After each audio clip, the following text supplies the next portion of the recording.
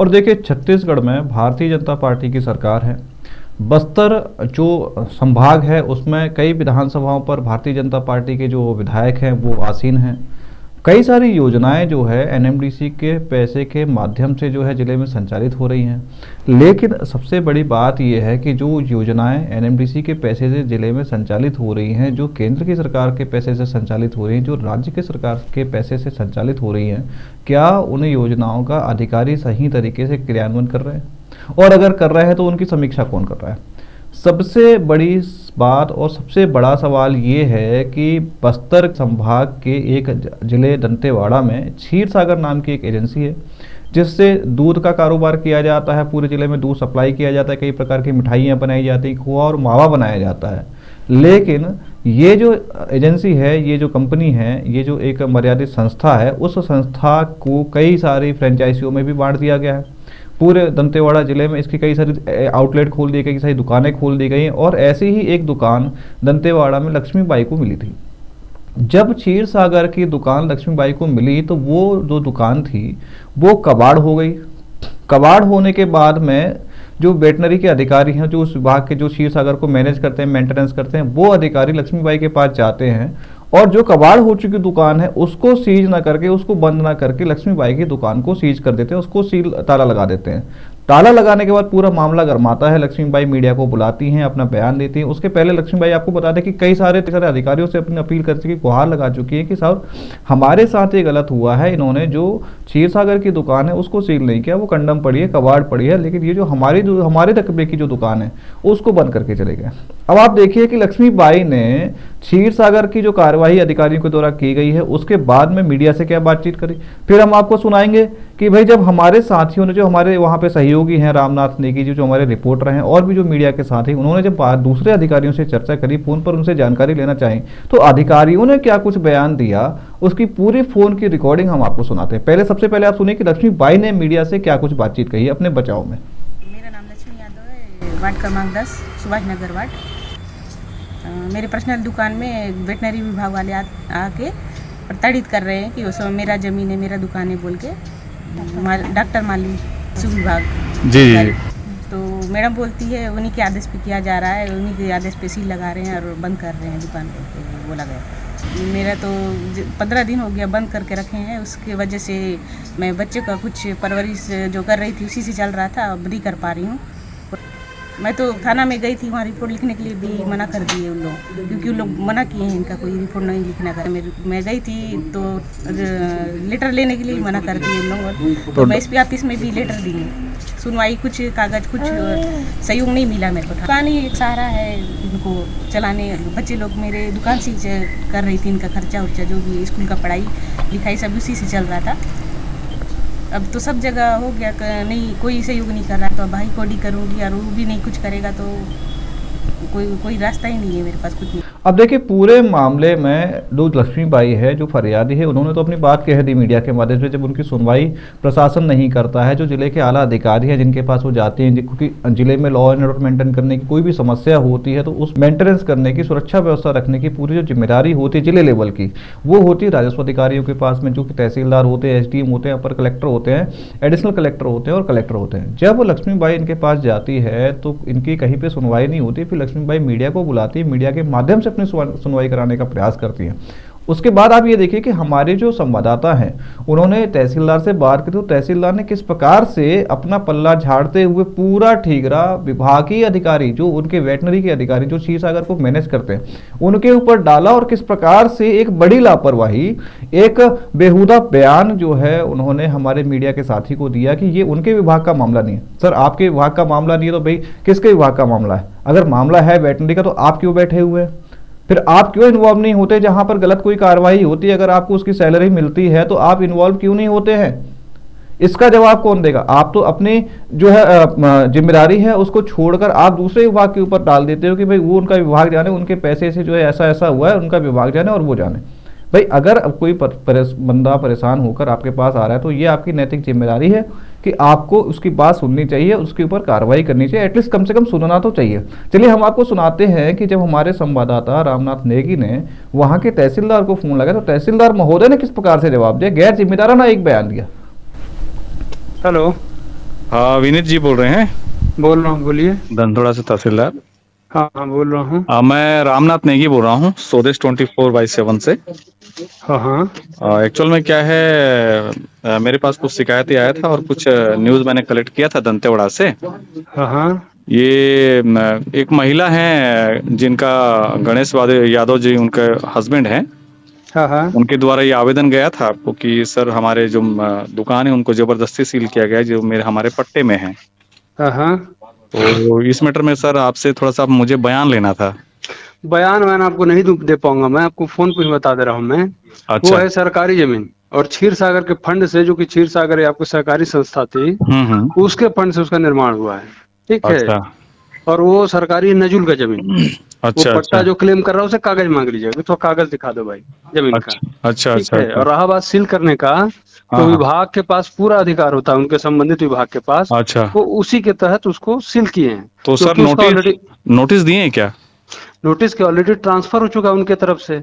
आप एक बार नहीं क्या नहीं करो, डीडी वेटनरी से ले लो। नहीं, मेरा कहने का मतलब है आप उनको 2 बार 3 बार 4 बार नोटिस दिए होंगे, उसकी कॉपी थोड़ा उपलब्ध करा दीजिएगा। नहीं, हम क्यों नोटिस देंगे भाई, ये बताओ ना यार। विभाग की बात कर रहा हूँ मैं, आप विभाग से पूछ लो एक बार, वेटनरी अच्छा, डिपार्टमेंट से। नहीं वहाँ से मैंने जानकारी लिया था, उनके द्वारा कहा है हमने किसी प्रकार का नोटिस तो नहीं दिया है। नहीं दिया तो लिख लो आप, अच्छी बात है। अच्छा अच्छा अच्छा। उन्होंने नहीं दिया है तो वो विभाग का काम, हम लॉ एंड ऑर्डर देखने के लिए खड़े हैं वहाँ। जी जी उनके जी। विभागीय प्रक्रिया को नहीं देखने के लिए बैठेंगे भाई कि वो क्या कर रहा है। हाँ हाँ हाँ। हमको जान माल का नुकसान होगा कि नहीं होगा वो देखना है खाली वहाँ। अच्छा अच्छा यदि अच्छा। हम सील किए होते तो हम अपना नोटिस जारी करते जी जी सील जी करने के लिए। जी जी जी। ठीक है, ठीक है, ठीक चलिए ठीक है महोदय जी। ठीक ठीक ठीक ओके। ठीक।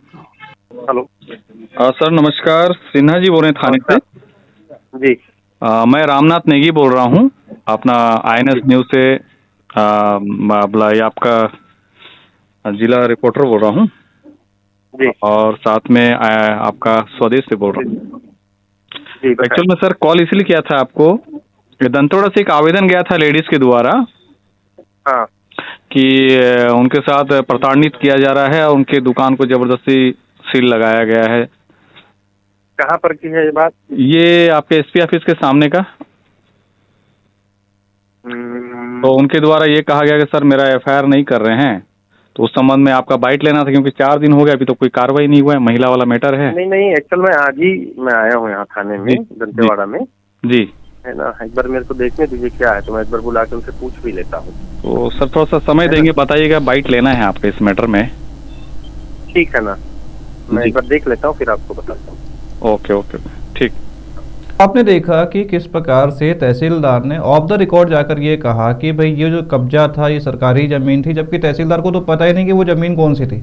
हम आपको टीवी स्क्रीन पर वो सारे कागज़ दिखाएंगे कि जिस दुकान में ताला लगाया गया है, जिस दुकान के ताले की ये पूरी बात चलाई जा रही है, सीज करने की, सील करने की जो बात कराई जा रही है, वो किस प्रकार से जो विभागीय अधिकारी हैं, जो वेटनरी के अधिकारी हैं, उनकी लापरवाही की भेंट एक परिवार चढ़ गया है। और उस परिवार में 2 बच्चे हैं, एक महिला एक पति है, वो सड़क पर आ गए हैं, भूखे मरने की उनकी जो स्थिति हो गई है, और वो दर दर भटक रहे हैं, अधिकारियों के चक्कर लगा रहे हैं, गुहार लगा रहे हैं कि कृपया आप हमारी दुकानें खोल दीजिए, जिससे हम अपने परिवार का पोषण पोषण कर सके।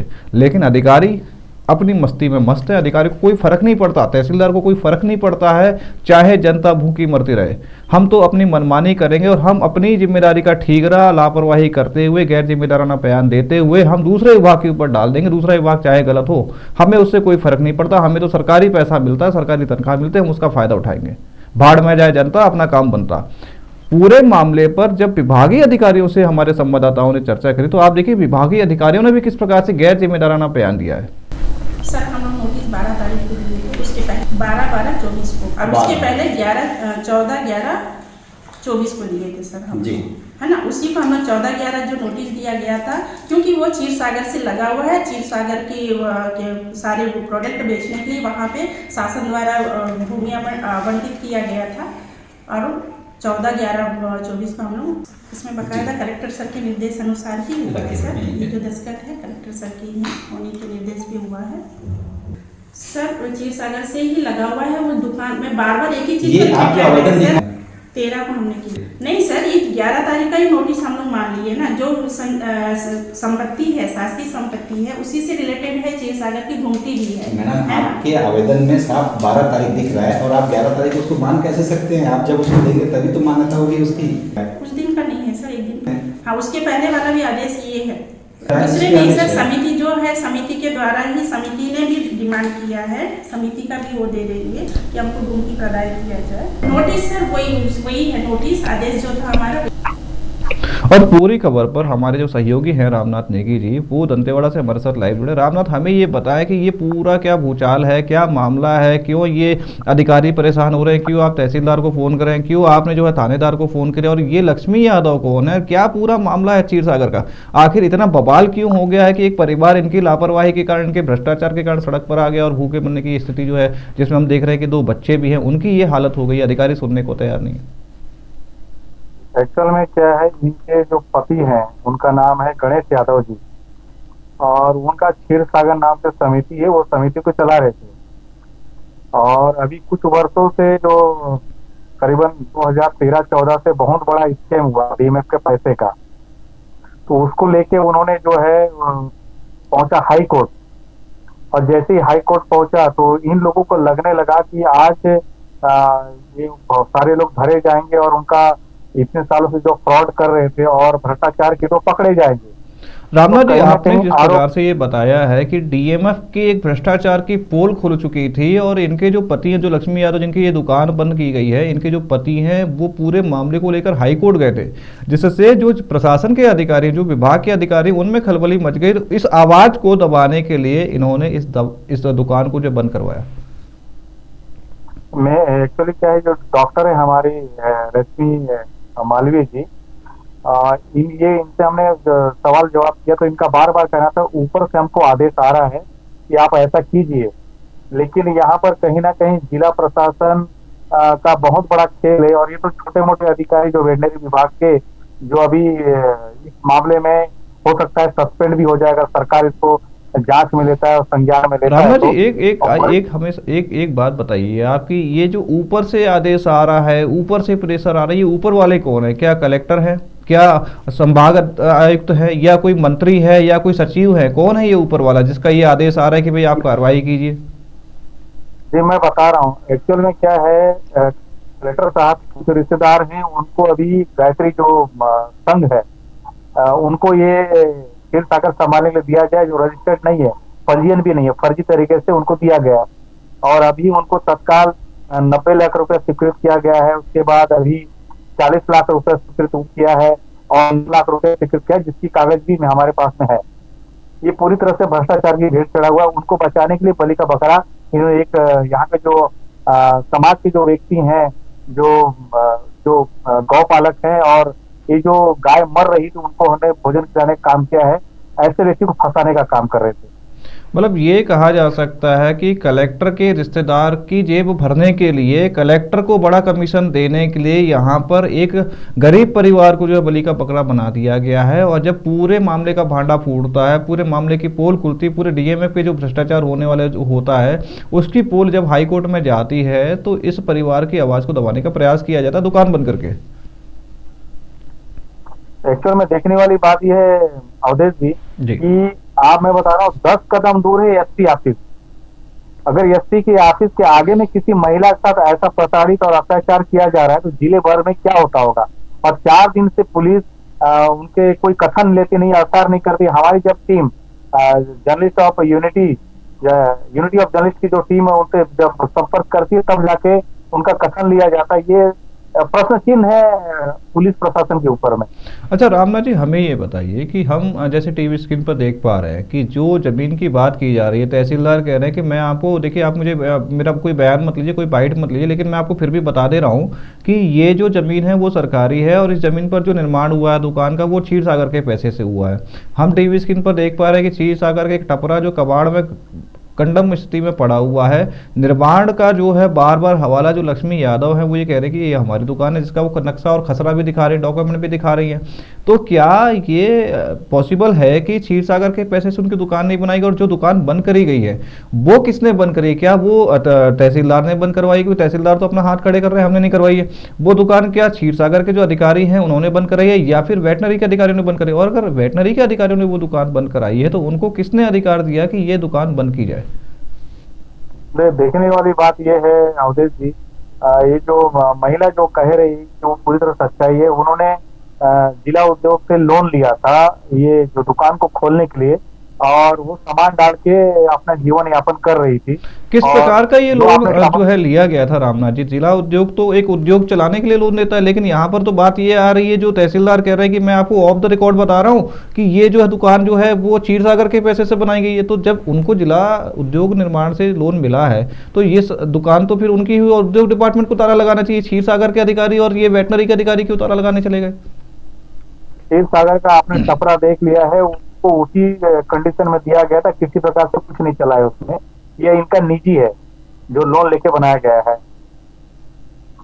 तो ये जो निजी की बात करें, फिर तहसीलदार कौन से अधिकार से ये कह रहे हैं कि उसमें हमारा कोई हस्तक्षेप नहीं होना चाहिए? तहसीलदार किस डॉक्यूमेंट के बेस पे कह रहे हैं कि वो क्षीर सागर के पैसे से बनाया गया? क्या तहसीलदार इतने पढ़े लिखे नहीं है, या ऐसे ही वो कोई फर्जीवाड़ा करके डिग्री लेके यहाँ पर तहसीलदार बन गए? क्या उनको ये जानकारी नहीं है कि यहाँ पर नैतिकता के आधार पर सही न्याय करना चाहिए? क्योंकि वो एक न्याय की कुर्सी पर बैठे हैं, वो एक न्यायिक दंडाधिकारी होते हैं, वो राजस्व अधिकारी भी है, तहसीलदार हैं, उनको तो न्याय करना चाहिए ना। फिर कौन से अधिकार से, कौन से कागज के बेस पे इतनी अहम भरी आवाज में ये कहते हैं कि भाई वो जो है क्षीर सागर की जमीन थी, क्षीर सागर के पैसे से बनाया गया और ये दुकान जो है इसलिए उन्होंने डिपार्टमेंट ने ताला लगा दिया, हमारा इसमें कोई हस्तक्षेप नहीं? जबकि तहसीलदार को तो सबसे आगे आना चाहिए कि भाई आपने किसी गरीब की जमीन पर, किसी गरीब की दुकान पर ताला कैसे लगा दिया? एक्चुअल में अवधेश जी क्या है, इनका बहुत बड़ा इकोसिस्टम है जिला प्रशासन में, और सारे अधिकारी जो इसी प्रकार से कमजोर लोगों को दबा के उनकी जमीन को हथियाना, और अगर कुछ बात खुलने वाला है तो डरा धमका के उसको चुप करा देना, ऐसा इनका हमेशा। तो क्या रामनाथ जी हमें ये बताइए कि चलिए एक ईगो सिस्टम आता है तो क्या आप कानून से ऊपर हो जाएंगे? कानून तो सबके लिए बराबर है ना। और आपको क्यों नियुक्त किया गया? भाई आप पढ़ाई करते हैं, आप एग्जाम देते हैं, तहसीलदार बनते हैं, एसडीएम बनते हैं, कलेक्टर बनते हैं। अगर आप एग्जाम देते हैं तो आप एक संविधान की शपथ लेते हैं कि हम भारत के संविधान की शपथ लेके ये कसम खाते हैं कि हम सबके साथ में समान न्याय की व्यवस्था का पालन करेंगे, सबके लिए समान न्याय करेंगे। तो तहसीलदार का वो न्याय कहाँ गया? उन अधिकारियों का वो न्याय क्या है? और कलेक्टर, जिनके आप बता रहे हैं कि रिश्तेदार को 90 लाख रुपए का आवंटन हुआ है, फिर 40 लाख का आवंटन हुआ है, तो कलेक्टर ने अपने रिश्तेदार को कैसे ये दुकान दे दी? एक गरीब परिवार की दुकान कैसे बनकर? क्या कलेक्टर को वहां पे दिखने रहा? और एसपी ऑफिस के सामने आप बता रहे हैं कि एसपी ऑफिस के सामने ये दुकान बंद कर दी गई है, एसपी ऑफिस 10 कदम की दूरी पर। तो क्या हम देख पा रहे हैं कि यहाँ पर आपने जो है थाना प्रभारी से भी चर्चा करने का प्रयास किया, और जिस प्रकार से आप बता रहे हैं कि 4 बार ये जो है लगातार महिला घूमती रही लेकिन उसका कोई कार्रवाई नहीं हो रही। किस प्रकार का ये कार्रवाई करना चाह रही है महिला, जो है किस प्रकार का ये आवेदन दे चुकी है? इन्होंने आवेदन दिया है, आपके जिला प्रशासन को दिया है, एसडीएम को दिया है, और उसके बाद कलेक्टर को दिया है, पटवारी, यानी जितने भी इस सिस्टम से जुड़े हुए लोग हैं सारे को दे चुके हैं। मंत्री को दिया हुआ है, सांसद को दिया हुआ है, छत्तीसगढ़ सरकार को दिया हुआ है, यहाँ तक कि अभी ये जो है आपके राष्ट्रपति तक को भी दिया गया है। जी अवधेश जी, ये इन्होंने जो ज्ञापन दिया है, सभी सारे अधिकारियों को ज्ञापन दिया और कुछ दूरी पर ही ये जो ऑफिस है, तो क्या इनको ये नहीं दिख रहा है कि भाई अगर ये ऑफिस है 10 कदम की दूरी पर, ये इतना बड़ा कांड हो जाता है, 10 कदम की दूरी पर एक परिवार सड़क पर आ जाता है, उस रास्ते से कलेक्टर गुजरते होंगे, उस रास्ते से जो विभागीय अधिकारी गुजरते होंगे, उस रास्ते से एसपी खुद गुजरते होंगे, और उस रास्ते सर विधायक भी गुजरते होंगे, जो जनप्रतिनिधि है उनका क्या कुछ इसमें रुचि आई? क्या किसी जनप्रतिनिधि ने आगे बढ़कर इस महिला का जो है अधिकार दिलाने की बात करी है, इसके साथ खड़े होने की बात करी है? एक्चुअल में क्या है, यहाँ पे जो कलेक्टर साहब बैठे, मेरे ख्याल से उनके खासम खास है जिसे यहाँ बैठाया गया, क्योंकि यहाँ डीमएफ का सारा पैसा जो है बंदर बात होता है, इस वजह से उनको बैठाया गया है। और बताया जा रहा है कि जो पटवारी तारम है उन पर भी कुछ आरोप लगे हैं, पटवारी हैं उनके ऊपर भी ये आरोप लगाए गए हैं।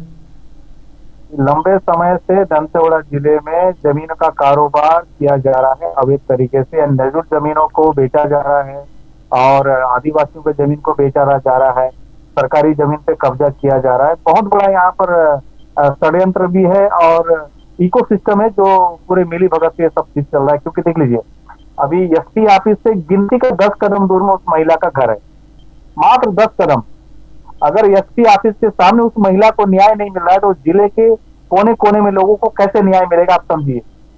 लेकिन न्याय की बात तो तब की जाएगी ना जब ये अपनी जिम्मेदारी का निर्वहन करेंगे। हम तो यहाँ पे तहसीलदार की बाइट सुन रहे थे, तहसीलदार का आपका जो कन्वर्सेशन हुआ है उनकी एक रिकॉर्डिंग सुन रहे थे कि तहसीलदार सीधे तौर पर ये कहते हैं कि भाई मुझे जानकारी नहीं, मेरे पास जो जानकारी है वो ये है कि क्षीर सागर के पैसे से इनकी दुकान खड़ी हुई है और उस दुकान का जो मालिकाना हक है वो क्षीर सागर के माध्यम से वेटनरी विभाग को है, और वेटनरी विभाग ने उनको जो भी नोटिस दिया गया उसमें हमारा कोई हस्तक्षेप नहीं। हम तो केवल लॉ एंड ऑर्डर को मेंटेन करने के लिए। भाई अगर आप लॉ एंड ऑर्डर को मेंटेन करने के लिए हैं तो फिर न्याय व्यवस्था कहाँ गई आपकी? आपको तो न्याय बराबर करना चाहिए ना।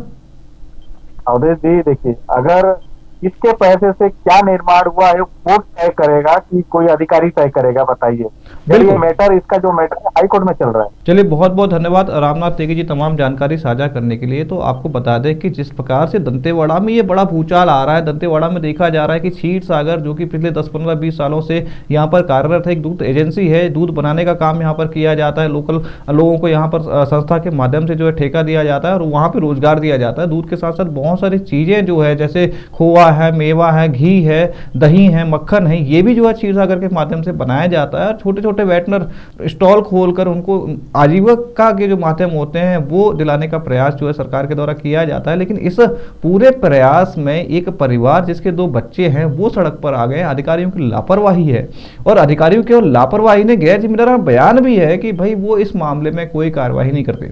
अब देखना ये होगा कि पूरे मीडिया में पूरे बात आने के बाद में इस परिवार को न्याय कब मिलता है और जो दोषी अधिकारी हैं, जो लापरवाही की बात कर रहे हैं, जो तहसीलदार है, जो वेटनरी अधिकारी हैं, उनके ऊपर जिला प्रशासन यानी कि जिला कलेक्टर क्या कुछ कार्यवाही करते हैं।